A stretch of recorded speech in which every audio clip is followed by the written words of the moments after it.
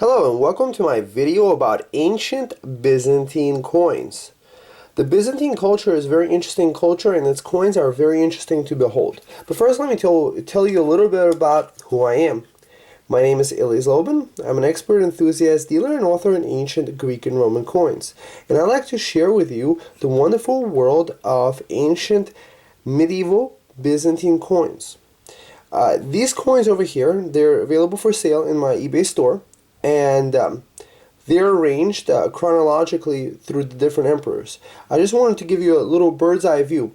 Obviously there's a lot more types than just available here, but I just picked out some interesting examples, some of my higher quality examples, in order to illustrate some points about the development of ancient Byzantine coinage over time, and teach you a little bit about the kinds of books that are available in regards to the subject, and perhaps maybe you might be interested in collecting this series. So let's get started. So let's get started with the first coin in the list. Anastasius the First. He could definitely be officially called the first official Byzantine emperor. Some people could say also Leo the First was also a Byzantine emperor, but the Roman Empire still stood around that time. So this is a coin of Anastasius from 491 to 518 AD, and this is a beautiful follis coin. The ancient Byzantine people, basically one of the interesting things that in the development of the coinage is that they actually put the value mark in the back. You see the large M on the back. It actually signifies the value, of the coinage. Other ones would be would have a different letter, like maybe a letter I or something else. On the very bottom, you see this says Kon. That's the mint mark. That's Constantinople. This letter E, this stylized E, is basically the officina letter. And these stars, there's different variations of these stars on different coins.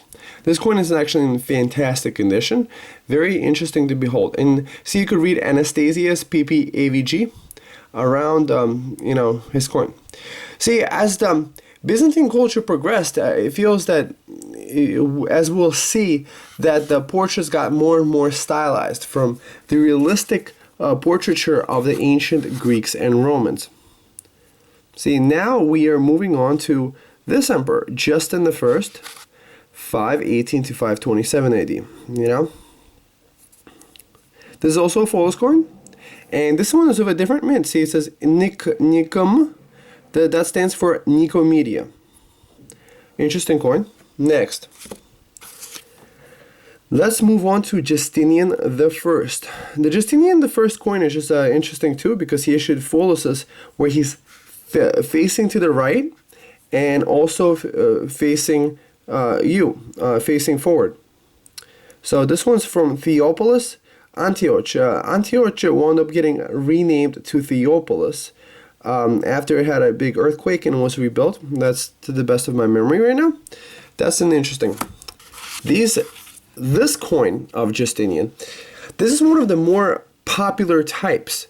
You see, Justinian, he's wearing, the helmet, the tiara. He's holding a globe cross, and you see on his arm, there's a horseman. Beautiful. We have crosses around. This is some of his. I would say this is some of the largest, most prolific bronze coinage that it came around under the Byzantine Empire was under the Justinian the First. This is a very, very big coin. See, compare it to this guy. Compare it to this guy. Compare it to this guy. It's definitely nice and big. You could also tell it's 40 millimeters. So that's very interesting to note. Next, we have a gold Byzantine solidus coin under Justin II. See, he has a similar design to that one. And it has Constantinopolis seated in the back. Very beautiful coin. Gold coins, yeah, the gold coins are quite available, but I mostly have bronze coins and silver ones of the ancient Byzantine Empire. But this is what a gold coin looks like. It's about 20 millimeters. Size-wise, I would say, if you know American coins, probably the size of a nickel. But it's an interesting coin. Beautiful. Next, let's move on to Justin II and Sophia.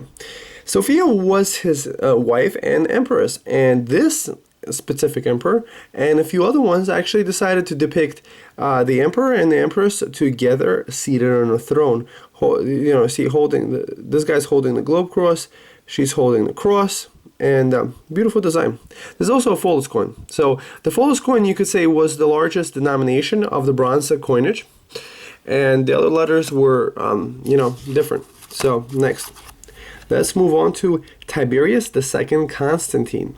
So now see we're progressing into the late 500s AD, and also interesting how he's facing forward. And on this one, it's interesting how the M is a little bit different, style in this one. Take the small m. And this one is also from Antioch, and it's in pretty decent condition. He's holding also an eagle here. That's beautiful. Next, remember I was telling you about the denomination being on the back? Let me tell you about this guy, the Tiberius II Constantine. This is a different denomination coin. The letter I standing for the decanumium. And this is from the Ravenna mint. And Ravenna was around in Italy area. So, see the size of this coin?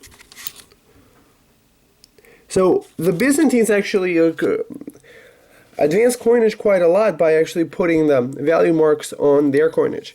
If you look at some of the ancient Roman coins, the way you could tell a value between, as an example, a Deponius and an as, is via whether the emperor was wearing a radiate or a laureate crown. But these guys actually, started putting the letters on the coin to help them, figure this out much better. So now, this coin is with Emperor Phocas and his Empress Leontina. This is a beautiful design. And this is also a fullis coin. And this one comes from the Antioch mint, Theopolis. See, it says Theop. Another thing. It's on the left it says Anno, and on the right it says 3. Basically, they would use the different numerals to represent the regnal year. So this coin would actually be the third regnal year. Let me show you on this one, for example. See, this coin would be year 13x plus II. X would be a 10, and II would be a 3. So this would be year 13. So the way you would be able to date this coin specifically would be 527 plus 13. So this one would be around 540 AD. So that's also interesting to note about these coins. Also, some basically Roman imperial coinage also had regnal dates, but you could actually tell the regnal date by some of the honorific titles that the emperor had. And also on the provincial issues, you also had the date in Greek written. So, since the ancient times, they honored the emperor in regards to which, how many years he's reigned so far. So this coin is interesting as it has 3 different rulers. Perhaps, Constantine V being the main ruler, and these other ones as, co-rulers or co-emperors, or, as princes under him. So this one's interesting. Also, what's interesting about this coin is from the mint of Syracuse in Sicily. So this is an ancient Byzantine coin from ancient Sicily. So that's interesting to note. Next, let's see, what do we have here? We have another coin from the Syracuse mint. This one just has 2 rulers on it, with associate ruler Constantine. Next, this is Leo V. He's also called the Wise. Why he's wise, you're going to have to just look at the coin and figure it out, and give him the wisdom he deserves. So this is this coin actually has a really beautiful patina. I don't know if you noticed this. This green color, and it's glossy, and it's this basically when originally minted, these coins would look about the color of copper. But over time, kind of like the Statue of Liberty, they turn these different colors. Sometimes it's green, sometimes it's black, sometimes just reddish brown. A lot of these different colors. And this one is a beautiful, one of the more pleasant colors is this almost emerald green that this coin developed. So that actually adds value, and at least aesthetic value to the coin, and to its beauty. Next, that's beautiful. Oh, now let's check out a few silver issues of the ancient Byzantine Empire. The silver issues are actually a little bit more rare, you could say, than the bronze issues, and because you don't see them around that much in the market. And see, it has the emperor's head, and it's at a cross type of deal, and yeah, so that's kind of interesting. Also note this Seer 1757. I'm going to show you the book that I'm referencing in regards to this one. And see, it says over here, Seer 1729. When I write reference, I'm actually referencing a reference work a lot of times. That's a standard reference work that most people have in regards to the Byzantine coinage, and that's easy to refer for more information about that emperor. And so you would be able to find this type actually listed in a book. So let's see. This one says Seer 1792, and it's from 969 to 976. This coin is actually in even more better decent condition. And you see on the back there's a description talking about the emperor, his titles, things like that. So the Basileus Romanoion. Basically, the ancient Byzantine people, the ancient Byzantine Empire, consider themselves not Byzantine but actually Roman, the continuation of Rome after the fall of Rome. So they weren't. If you asked them, are you a Byzantine? You would say, no, I'm a Romaion, like pretty much a Roman. I'm pretty much a Roman type person. So they considered themselves to be Romans that were from more of like a Hellenized, that used the Greek language, or Koine Greek. Koine Greek means pretty much generalized Greek that the world spoke in the East. So this one, eventually they even forgot how to speak Latin mostly. So this coin is interesting because what we're talking about is Constantine X. So on one side you have the emperor, and you have on the main side actually Jesus Christ portrayed. I'm going to show you a little bit more about this, but around this time there was an issue of coins called anonymous foluses of Jesus Christ. They've been classified in reference works with letters A through N, and I actually have a video in regards to those. I'll give you a link below this video in order to check out more information about these types of coins, but I'll tell you more about it once we reach them. So this one is interesting. We have Alexius. So what we have is a Siphate coin, and it's a Siphate silver histamonion. So Siphate means, you see, it's kind of cup shaped, kind of like, yeah, pretty much that's what it means. So Siphate means cup shaped, and other coins, they're also called trachy coins. They're also cup shaped. You could also say they're Siphate, but it's not listed in the description. But you'll notice that they're cup shaped. Perhaps it was easier for them to strike them this way, and yeah, so this one is interesting because it has Christ seated, and the emperor standing holding a labarum and a globe cross. So we're seeing the development of how the coinage is being changed from these types of coins being standard to more of these types of coins. Alright, so remember I was mentioning the coins A through N. So this one is a class B. That's a class C. So the reason they're called anonymous class foluses is that they don't feature the emperor's name most of the time. I've actually seen some of these coins feature an emperor's name, but most of the time that inscription is worn out, or perhaps what happened was that they took a coin of a Byzantine emperor and overstruck it. Overstriking, what it does is that you take an old coin and you restrike it with a new design. So the old design sometimes is visible, so that may include the lettering. But in some of the examples that I've seen, I doubt it, because it just looked too much like from the specific design. So, but anonymous wise, you could say they're anonymous because the emperor's portrait is not shown on the coin, most specifically. But, you know, it could be around here that the text of the emperor was written. So, so the interesting thing about this collection, as I mentioned, I have a video in regards to those things. There's a click over here, and you'll be able to check it out. Or there's a link given below this video. So I have a whole article about these. This is an interesting series to collect. It was issued for about 100 years, and I just have a few examples from that series shown. But it's a very important series. These are nice, desirable, beautiful folus coins. The folus, you know, the larger sized. And see, it says on the back, Issus, but Basileus.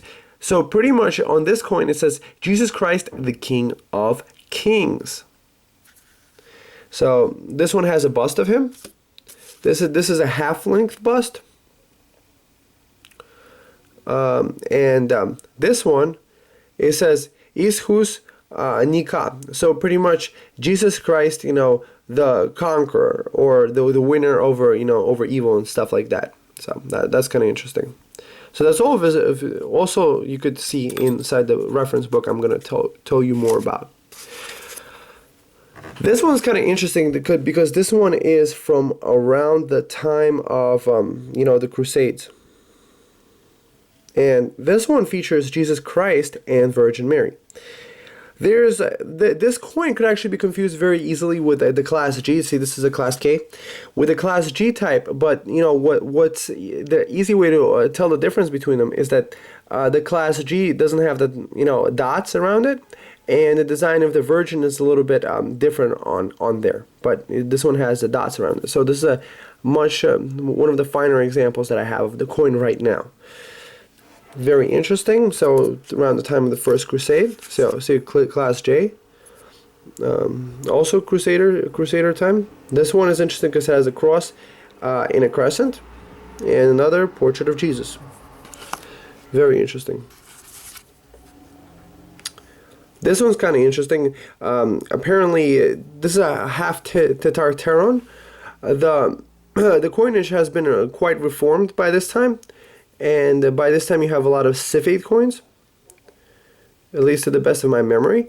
But it's definitely worth checking out. But this coin is interesting because it has the Emperor and Jesus Christ standing. But it's a smaller module. See? Module coin. And plus it's also a little bit later than these guys. So this one's from 1118. So this one's with the Emperor and the cross on 3 steps. That's a very popular motif on ancient Byzantine coins, is that cross on 3 steps. This coin is interesting because it also has Saint George. Saint George, he's the one that's depicted actually even on coins of England, slaying the dragon. Also in Russian coins, slaying the dragon. He's a very famous saint. So that's very interesting to note. Next, so this one is trachy coin. So remember I told you Cepheid coin? See it's pretty much rounded, cup-shaped. And this one has Virgin Mary on it. And it's a beautiful design. And it has the Emperor being crowned by somebody else on the back. Very interesting design. So you see, after around this time, we're talking about more Cepheid type of coins. So Empire of Thessalonica. For a period of time, there was a breakup of the, the Byzantine Empire between the Empire of Thessalonica and Constantinople. And this is from the Empire of Thessalonica, and it's a very rare type, and it's also interesting to note. So Empire of Thessalonica is a different break from the time in the ancient Byzantine Empire. There was also a time when the Crusaders came and took over Constantinople, and those are called Latin rulers of Constantinople. That's kind of an interesting time period because the Crusaders, they were trying to go to the Jerusalem and reconquer that for Jesus Christ, but what ended up happening is they conquered their own the Byzantine people that allowed them into the town, and those coins are an interesting series of their own to collect. They're called, you know, Latin rulers of Constantinople. So this one is kind of interesting because it has the patriarchal cross, because you have the cross with one shaft and another you know, shaft type of thing going on there. So 1261. So we're approaching closer to the fall of the Byzantine Empire, around 1400s AD. So 1282, almost 1300. So we have these, you know, trachy coins, these kind of, you know, Sifate type of deals, and that's interesting. And this is the latest coin that I have from the, you know, around the end of the Byzantine Empire. The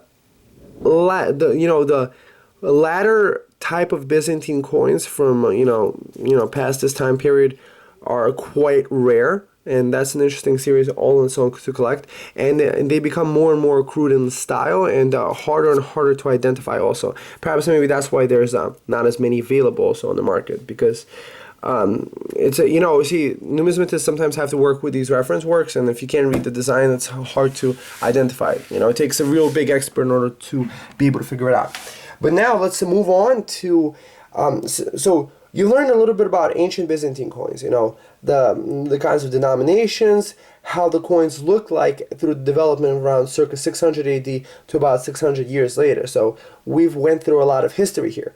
Obviously, there's a lot of different other coin types in between, other gold coins, other silver coins, other types of designs, smaller, bigger, things like that. So the reference works that most people cite is this coin, this one, Byzantine Coins and Their Values by David R. Sear. So notice I typed in Sear, so you'd be able to find it by the specific number. You could say this is the most comprehensive volume on Byzantine coinage ever. You know, they don't have picture for every single coin, but as long as you can read the emperor's inscription, you could find them by the description over here. So this is the standard reference work that people use. Sometimes the way that this stuff gets cited is, instead of David Sear, they name the company that prints the work CB. So it could be CB whatever number. So I usually just cite Sear, so that's just easier for people to figure it out. Next, so that's an important book. That's a must-have if you're going to study this kinds of coinage. Next, if you want a primer or a primer, this is a pretty interesting work. I enjoy the works by Wayne G. Sales, and it's Ancient Coin Collecting 5, the Romayon Byzantine Culture. Remember I mentioned the Romayon, you know, the Byzantine people considering themselves to be Roman, so they call themselves the Romayoi. And over here, what's nice about this book is that it teaches you about, you know, some of these false denominations and things like that, and also, you know, gives you short descriptions of the different emperors, so you're not getting inundated with you know, too much information. So this definitely, this book is probably the cheaper one to get than the other one, but the other one is it's still inexpensive. The other one's probably like 70-80 bucks. This one's probably around 20 maximum. But I have also a more advanced book on the subject. I'm not sure if this is available in many places on the market, but it's Byzantine Coins by P.D. Whiting. This one is from the 70s, but it just has just beautiful color pictures of things and perhaps more detailed designs, and yeah, so this is a very comprehensive work. Perhaps this is more of an advanced work, but if you could find it inexpensively, that'd be really great. Oh, like for example over here, see, this is what later Byzantine coins. Remember I told you that they become more and more crude. Look at the designs. They're a little bit more stylized than something like this when we're talking about 680. See that? The stylization of the coinage. So, so this is an interesting work. Not necessary, but if you get around it, if you can get it cheap, Byzantine Coins by P.D. Whiting. So now that you've watched this video, there's a link below this video to my article, or you could just search on Google for a guide to Byzantine coins. You might be able to find me. My name is Elias Lobin. I'm looking forward to dealing with you. I have a wealth of other information on this video channel also you may want to check out. And yeah, you know, it would be great to deal with you guys in the future, answer any questions, and yeah, have a fantastic day. Enjoy yourself. Bye-bye.